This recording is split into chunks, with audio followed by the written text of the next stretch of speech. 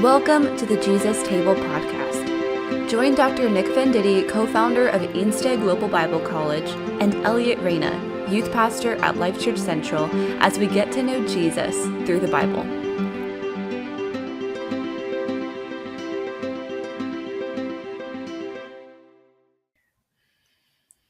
Welcome to the Jesus Table podcast. As we look through Matthew together, we have been trying to give an overview of different things that we need to understand before diving into this gospel, cultural things about Jewish culture specifically and the Roman occupation. We looked at different positions that show up in characters throughout the gospel, like the Pharisees, Sadducees, and all that. Last episode, we did a deep dive into the temple, but there's still more to cover because the temple is such an important part of the Bible, of the narrative.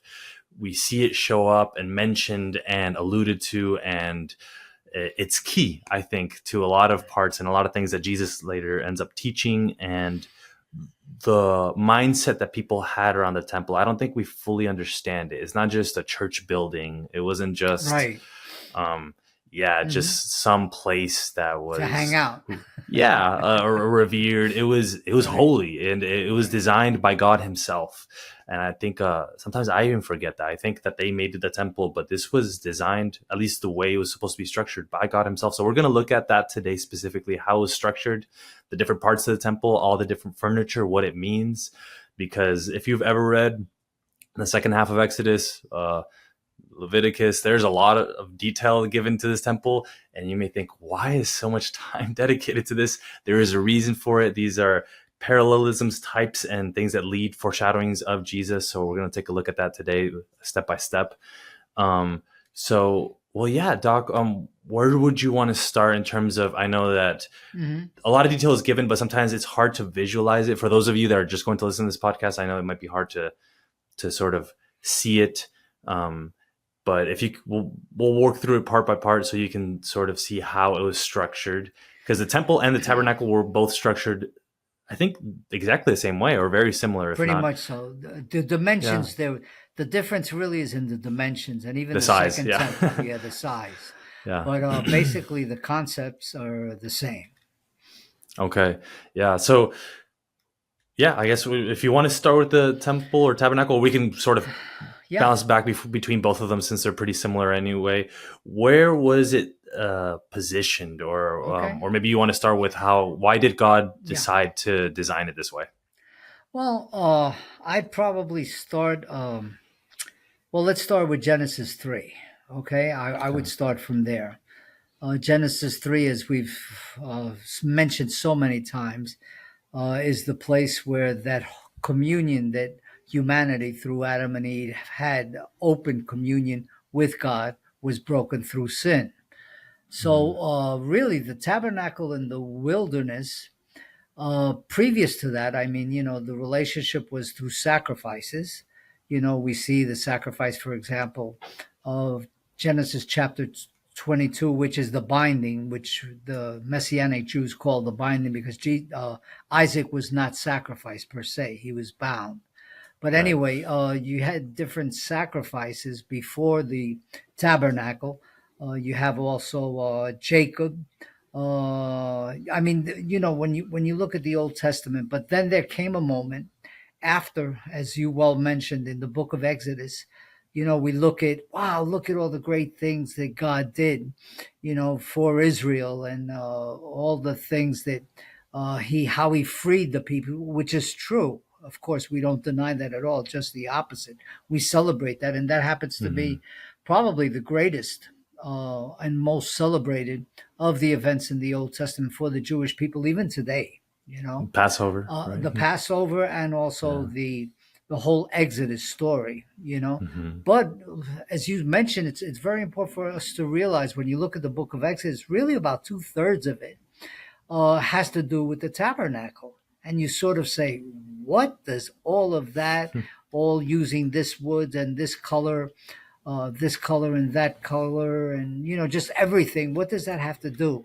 Well, it has to do back to to Genesis chapter 3, the presence of God and relationship between humanity and God. Now that it was broken, and if you remember also that there were the cherubims who would not allow Adam and Eve to come back to the Garden of Eden. So how does humanity, or the God's people, the Jewish people, how do they have a relationship with God? You know, does God abandon the people? Does he forget them? Does he just say, okay, I want nothing to do with you? No, no, as a matter of fact, and we'll see and look at all these parallels and the importance of how all of this also points to Jesus, because the ultimate point of all of this is the role of Jesus, his death and resurrection. So Yeah. let's start with the tabernacle. I guess in the wilderness, it was God instructed the people, to have that relationship, and they were in the wilderness 40 years. And as they were, I think it's important also to realize God's promise that He would be with them. So how is God going to be with them? His people. Well, the tabernacle in the wilderness is one of those steps or things that we can see how, first of all, it was portable. So we know that Israel still was not an established nation per se. It did not have Jerusalem as its capital. It did not have the land of Israel, and they were wandering in the desert for 40 years. So, how does this fulfill, God promising that He would be with His people and that they would be His people? And that's where the tabernacle really comes in. It was portable, so we know that they were wandered 40 years in the desert before they were able to go into the promised land. So the tabernacle is that presence of God. And I would imagine there are people out there, well, we know, how could that be? For example, one of the prayers of Solomon when he dedicated the temple, and there's a major difference between the tabernacle in the wilderness and the temple. The tabernacle, as I mentioned, was portable. As Right. the people moved, the presence of God, whether it was the cloud or the fiery cloud, was with them. But once Israel as a nation was established in Jerusalem and the country per se, there was, I guess, we can say, a fixed area for this. And Right. that became the temple, And as a matter of fact, maybe we should do another series on understanding the historical uh, piece of all of this, the importance of all of this. But anyway, so getting back to the tabernacle in the wilderness, it was God promising that He would be with them, with His people as they were wandering in the desert. And somebody, as I said before, maybe will say, well, what about Solomon's prayer? When Solomon prayed and says that the presence, your presence cannot be contained in this temple, right? When he's Hmm. dedicated the temple. And I think it's important for us to realize that this didn't limit God. It was a promise that God would be with him. In the New Testament, Jesus in Matthew 28 says that his presence will be with us always. So it's Right. understanding, the importance of having that relationship, which was lost in Genesis 3. And now it's the presence of God. I don't want to say a minimal presence because it all sort of makes it look like, uh, there's only a little piece of God's presence, but it's really a Uh-huh. continued promise. So when we look at the tabernacle of the witness of the in the wilderness, it's important for us to realize a couple of things, and I could just mention initially the different parts of it for us to understand, and then we could dive in. The first was the gate. You could only enter through the east part of the tabernacle.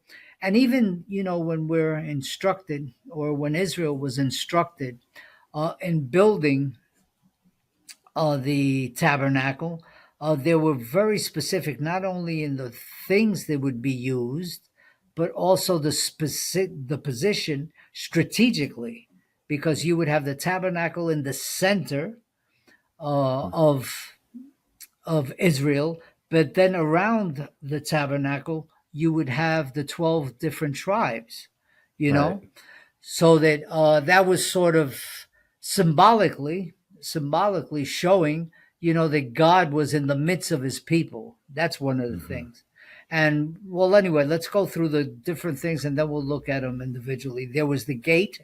You could only enter the tabernacle through the gate, which was the east gate.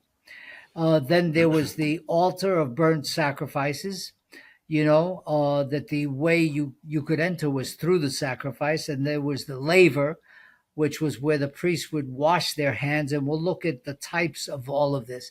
And this was sort of the outside part of the tabernacle. But then there was the Holy of Holies. The holy place. And in it, there were there was the table of the bread of the presence of God.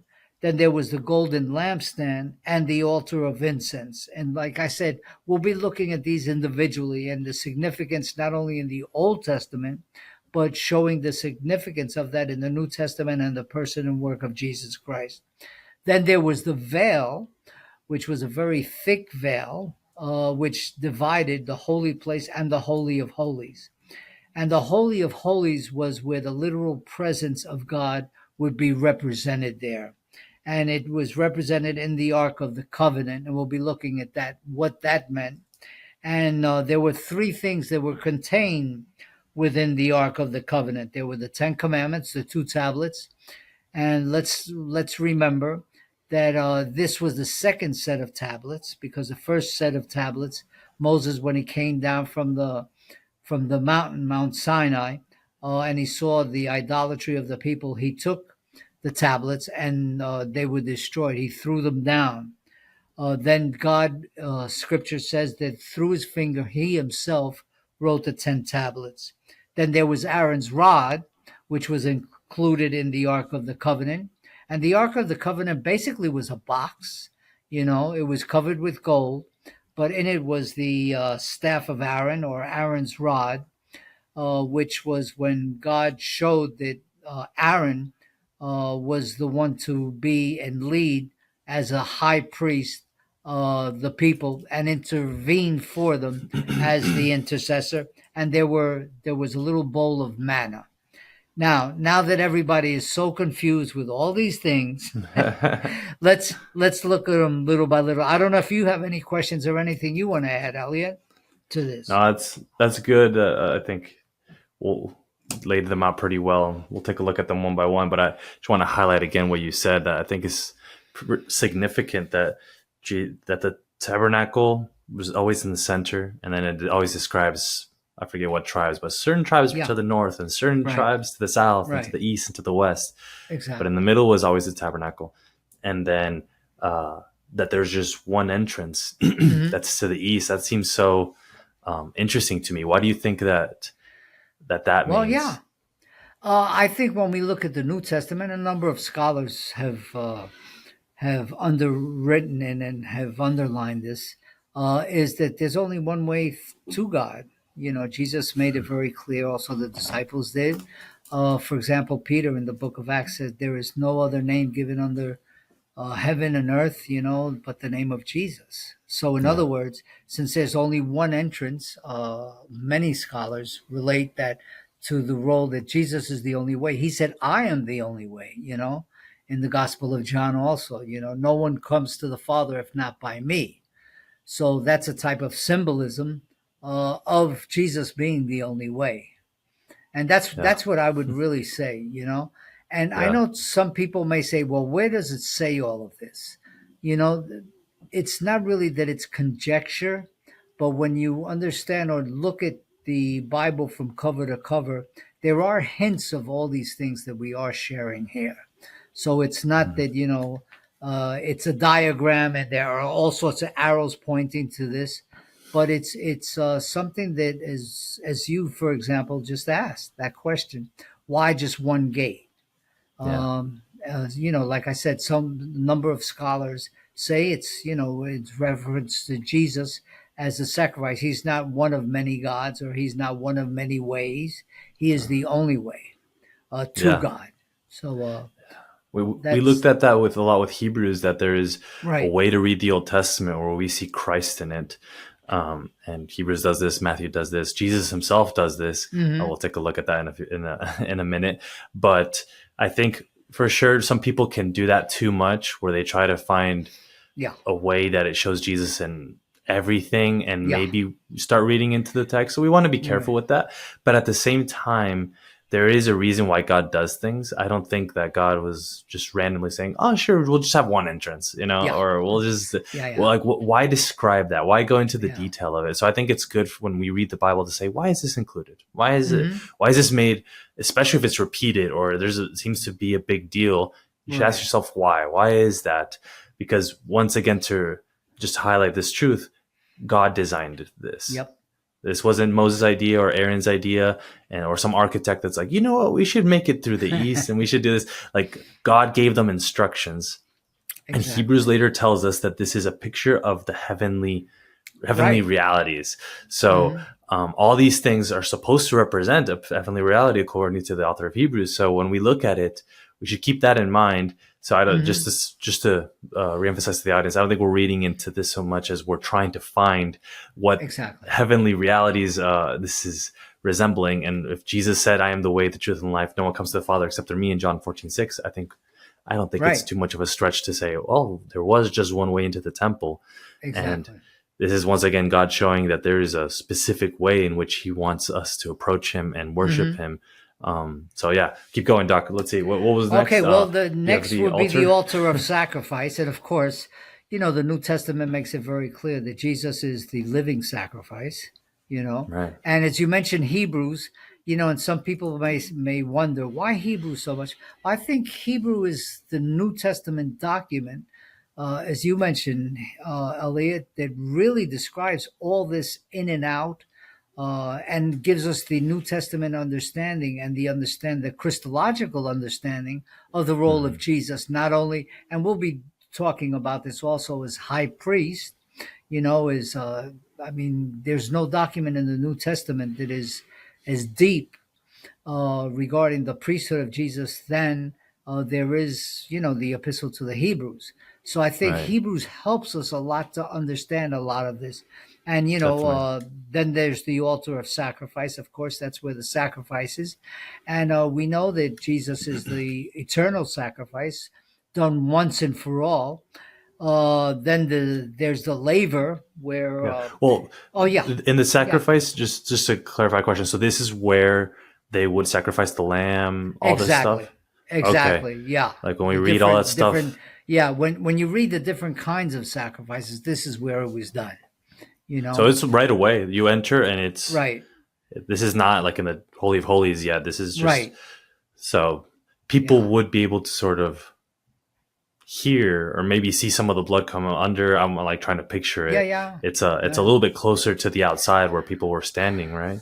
Right. That's the very interesting. The other thing, again, it was the Levites, that would do this more than anything, because the priesthood from Aaron, they were the ones that only could enter the Holy of Holies, which will be approaching. But when, for example, the Passover, you're talking about thousands of animals being sacrificed. You're talking about roughly, it was just an unbelievable spectacle in that sense. Understanding the number of all of these things being done and the importance of the sacrifice. And people may ask, why sacrifice? Well, it was established that without blood, there would be no sacrifice, because it was only the sacrifice of the different animals that would atone. And we'll be looking at this a little later, the atoning of sacrifice. But the importance of this is the way God has established.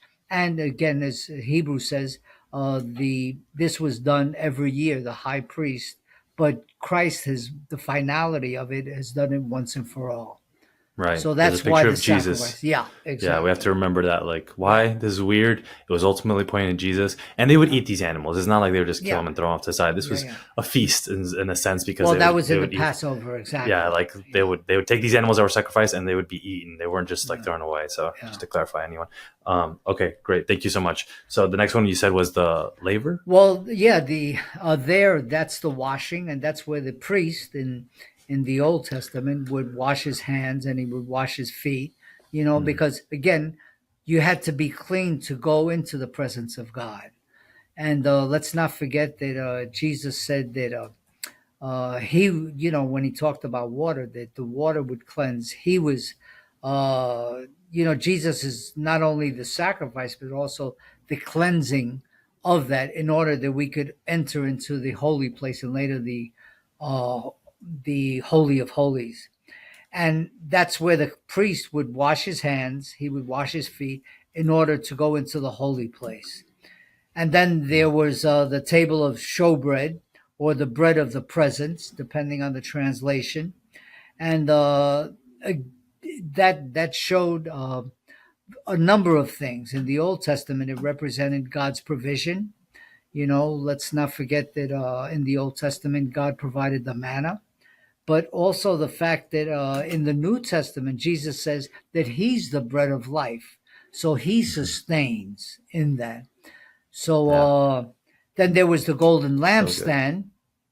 And the golden lampstand, of course, it's curious because when you look at the Holy of Holies, there was no light there.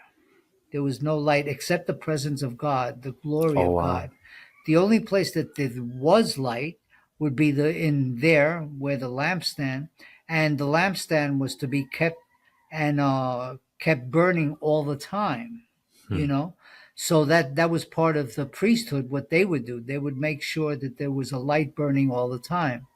And let's not forget in the New Testament the importance of what Jesus said when he said, I am the light of the world. Right. So, it's not only pointing to Jesus, but also, Jesus mentioned in the New Testament that if we followed him, he was the light that we would follow. So the Right. importance of all those metaphors and word pictures there. Yeah. And then it's 7 yeah. lights, right? Which was the Right. picture of completion, like Right, a exactly. complete light. Yeah. So we have that, Jesus saying, I'm the light. Before that, we have the table of showbread, and Jesus said, I Right. am the bread of life in John Exactly. 6. And even before we got to the holy place, outside the washing of hands, I'm thinking of Jesus washing the disciples' feet, sort of. That's true too. There's the cleansing. Right, the priest would have to be clean before walking into, and yet Jesus is the one that makes us clean so that we can Exactly. be also in his presence. Like there's a lot there that we're like and also in John, if you Mhm. remember where he said that you would have to be born, Jesus with Nicodemus said that you would have to be born of water and the Spirit. Right. So I mean, there's a lot of symbolism, and of course Baptism, exactly baptism, the importance of baptism, the cleansing. So I mean, there's a lot to this symbolism that we can't really go into, but we can, highlight these things, and that's what we want people to see and understand. That this is not just something that came up in the New Testament, that there's roots to all of this for us to understand, because it's also access to God. How do you access God? Then there was the altar of incense, and that was the last part, the altar of incense. Just imagine, all these animals being killed and all those things. So incense was sort of like trying to, a number of things. First of all, it has to do with prayer. We see that in the New Testament. We see it in the book of Revelation, when it talks about the incense being the prayers of the saints. So it has to do with intercession also.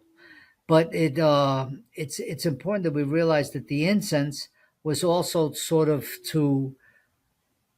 since there wasn't, when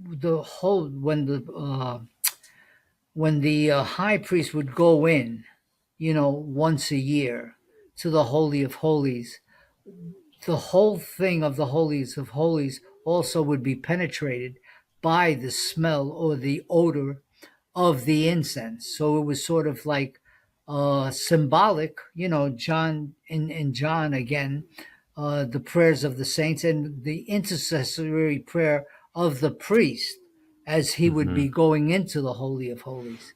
So that's very important. Of course, the veil is the great separation between God's presence and the people of God. And that's the role the high priest when he walked into the veil, and it was all one veil. It wasn't that he would open up the veil. Hmm. Literally the high priest would have to go under the veil in order to go in. You know, Right. so I mean, there's a lot to the symbolism that Wow. we see how it was fulfilled.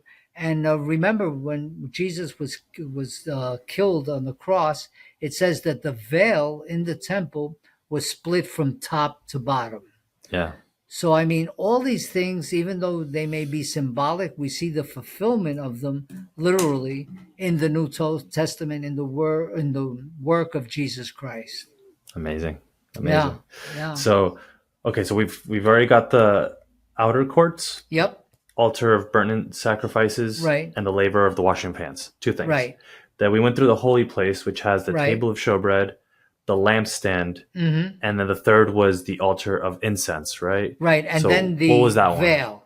And then the veil. Right. So the incense, just so I can understand it, then so Yeah. was Yeah. just like kind of like smoke, or just like Well, yeah, it was like it's more than smoke, but yeah, it's yeah. What would you in describe the Old it? Testament. There's a number of passages that speak of the incense. That God, it was a fragrant odor to God, something that God Okay. appeased.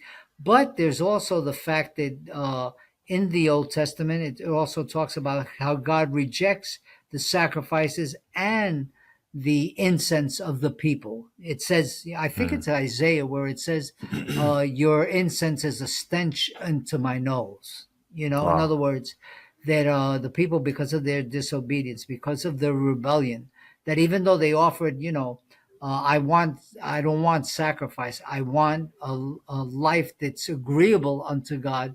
And when the people did sin, it was a stench. So, in other words, Right. the incense is represents prayers, but also represents the fact of something that is agreeable unto God. Right. And in Revelation talks about our prayers like incense up to Exactly. God. That's Exactly. true.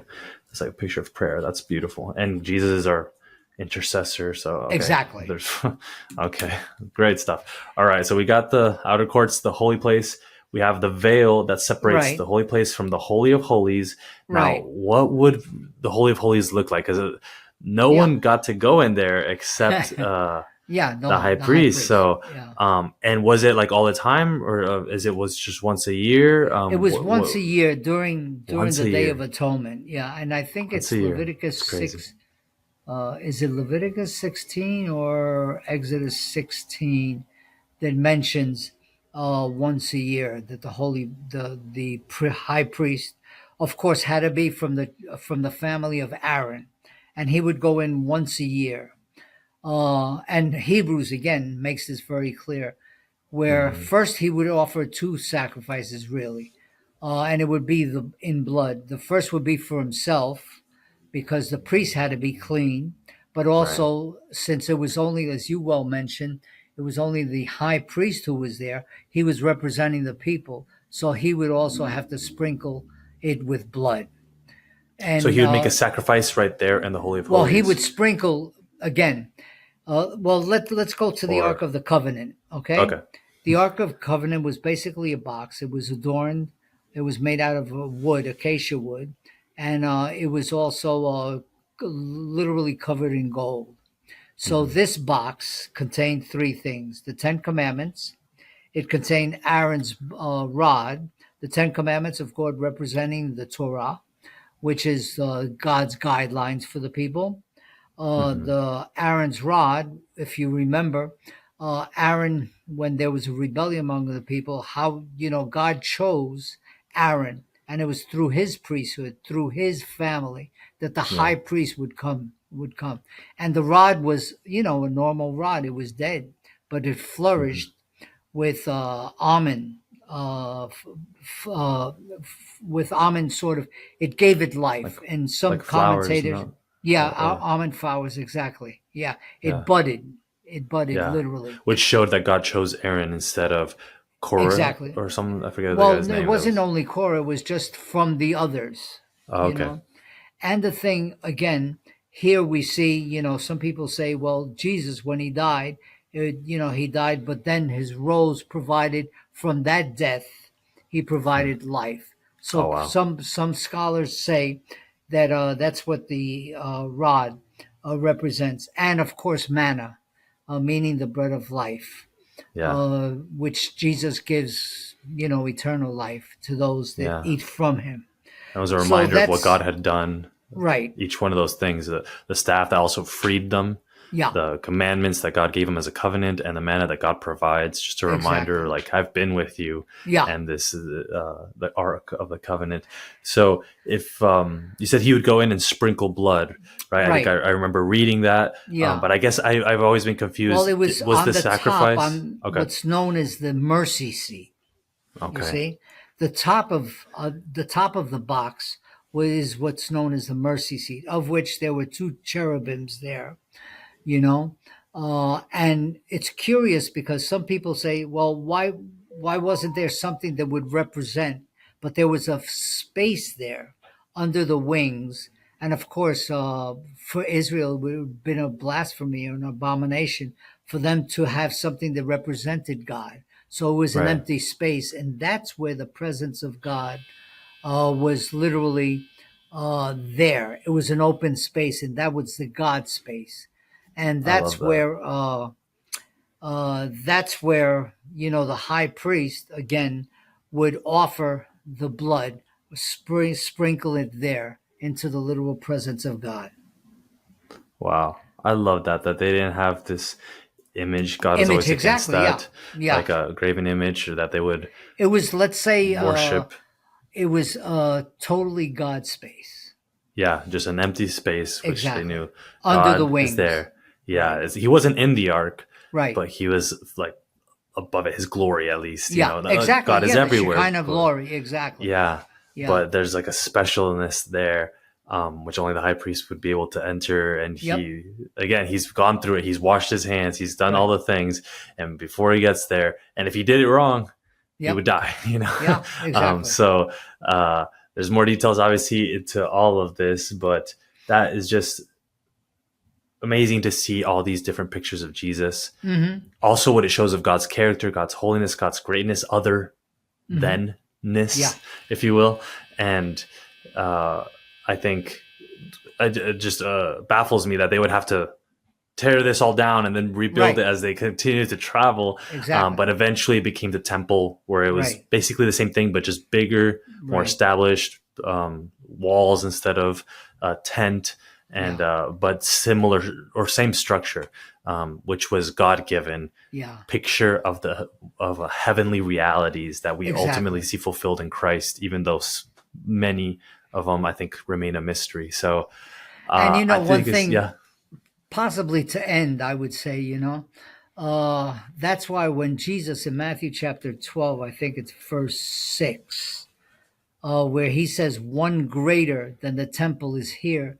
You can just imagine the scandalous, how that yeah, sounded so scandalous to the religious leaders of their day, right, And yeah, of course, John chapter 2, where he talks about his temple, that he would rebuild the temple in 3 days, of course, speaking about himself, and his hmm, resurrection, and what that implies, since the church now, believers, we are the temple, and the Holy Spirit dwells within us. I mean, there's just so much here, richness for us to understand and look into.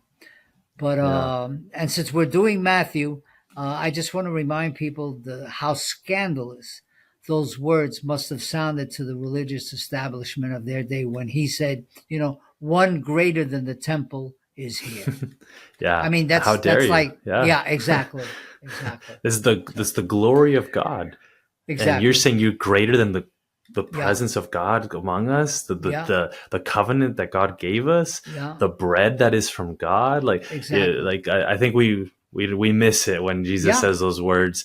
yep. He is claiming to be God Mm. Himself, And and also, they the yeah, approval in the transfiguration. This is my beloved son. I mean, oh yeah, all of this is just so rich, and should help us, at least, I speak for myself, to see the grandeur of and the greatness of Jesus. That it's not Amen. just death and resurrection. When you really study the Bible in depth, you see God's faithfulness, you see his covenant with Israel, and also how we are grafted in as the new Israel. I mean, it's just amazing. Yes, definitely. Well, thank you so much, Doc, for walking us through that. No, so we went a little bit over time, but I think it was needed to to Yeah. have it all in one episode at least. Again, there's more to these into this, but hopefully that gives an overview of what the temple and tabernacle would have looked like. Thank you so much for listening, Okay. for sticking along, for sharing this with other people. And next episode, we're gonna do one last one on the temple and tabernacle, going through the history of it, because that is very important also. So we'll say that for the next episode. God bless you as you continue to know Jesus through the Bible. Thank you, Doc. Okay. God bless. Bye bye, Elliot.